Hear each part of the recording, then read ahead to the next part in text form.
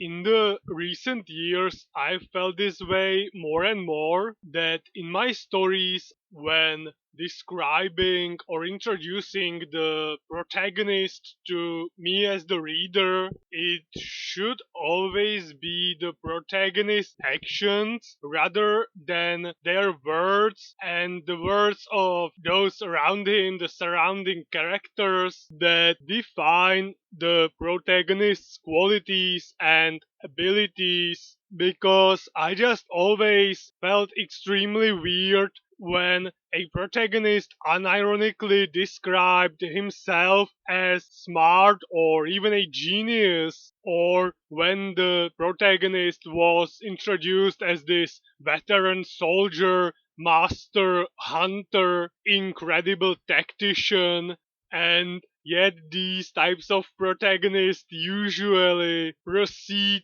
to immediately go against that description with their very actions, or even if the author uses indirect means to describe the protagonist that way, but then in the story itself the character is simply unable to live up to those expectations. I do hope that I'm making at least some sense here, because it is definitely something that I feel is important for the quality of my own story for me. Simply, if the qualities that I assign to the protagonist of my own story do not actually match with the actions of that character within that story, then I can't really take that character seriously as the reader. I think that it's a different case if we are talking about negative traits, character flaws, lack of skills and experience, or when it's a clearly identifiable joke. Although I do have to avoid making it sound like the character is fishing for compliments instead of acknowledging and realizing his flaws and shortcomings, because then it would be very easy to fall into the same trap that I've mentioned at the very beginning, just approached from a different direction. The qualities just should be clear from the story itself, not spelled out by the character himself or me, the author. On the other hand, the characters themselves acknowledging their inabilities, if done right, feels way less egregious. Although I am sure that a better author than me might be able to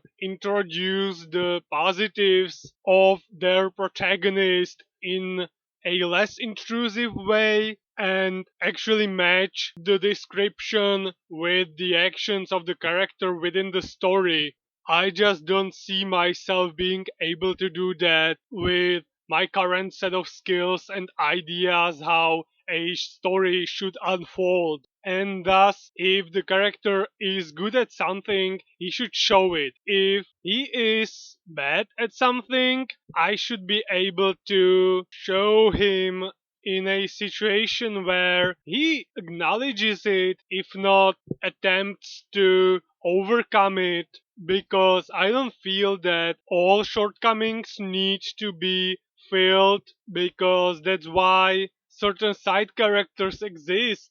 Character development might be important, although as someone who's never taken any classes on writing and never really felt the need to analyze the stories and the characters rather than just read them or play through them, I might not be able to actually pinpoint a clear character development moment in my own story. But if sooner or later in the story all the flaws and lack of experience just disappear from the protagonist, I feel that would invalidate many of the side characters that could possibly fill in the void, and that definitely makes this good traits versus bad traits and their acknowledgement something that I'll have to be very careful of when constructing my own characters in the story.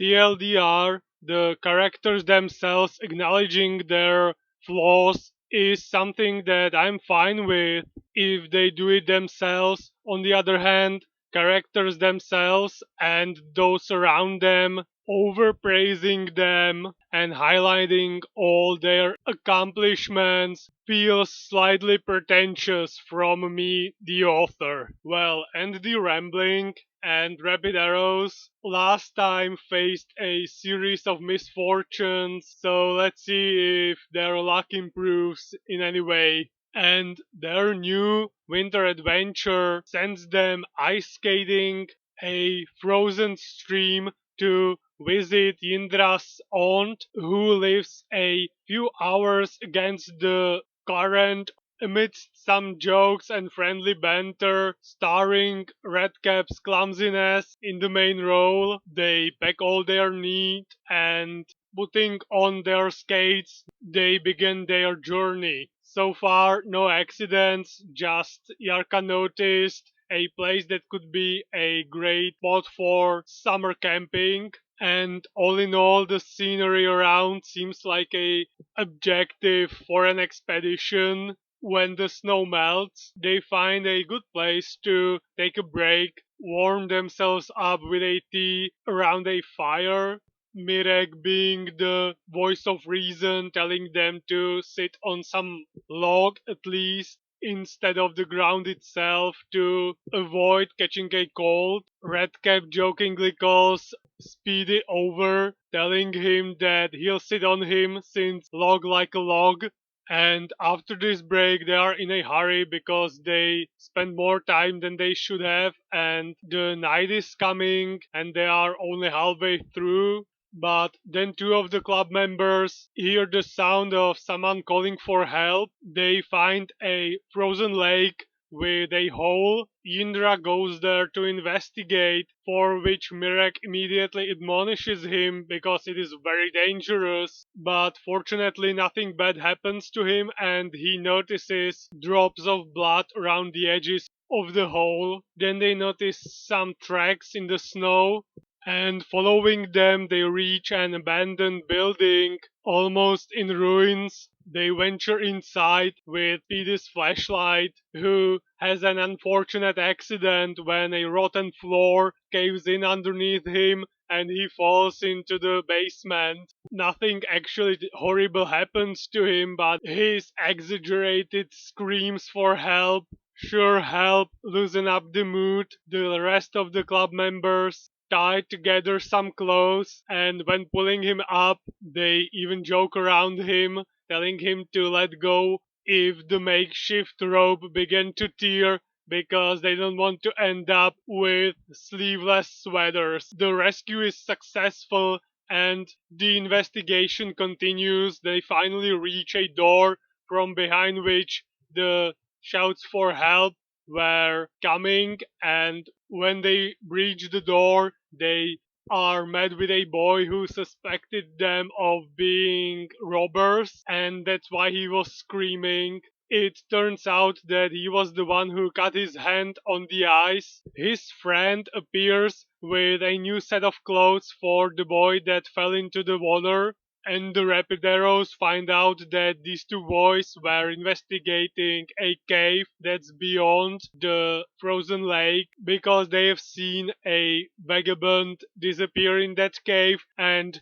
never come out, so they think that there is another entrance. So now the seven boys decide to continue the investigation of the cave tomorrow because it's way too late and one of them is nearly frozen. So they decide to meet at the abandoned building tomorrow in the morning and finally go to Indra's aunt for the night. The last small incident of that day is when Redcap wakes up in the middle of the night thinking that he heard someone try to pick up the lock, only for Mirek to shut him down, telling him that it's just Speed is snoring. The next day, they borrow a rope from the aunt and meet up with the two boys that began this investigation. They even take two long planks with themselves to try and cross the lake with the breaking ice, but Mirex attempts to do so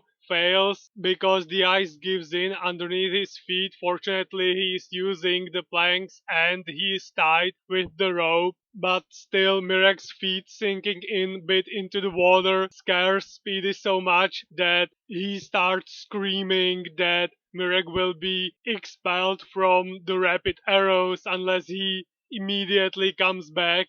When Mirek safely returns, he is happy to be rescued and jokingly tells Speedy that he's not going to forget that he wanted to expel Mirek, and Speedy replies to him, all ashamed that he was just really scared for him, which is something that Mirek obviously understands. But it's clear that the path across the ice is closed for them, and thus they have to find another way to reach the cave. They do have the rope, so they decide to tie Redcap, the lightest of them all, with the rope and slowly lower him down to the entrance of the cave. This turns out to be successful, and when he finally reaches the inside of the cave, he finds the vagabond who they thought disappeared through the second entrance or the secret entrance. He is huddled in the corner, clearly unwell, so Redcap shouts for extraction,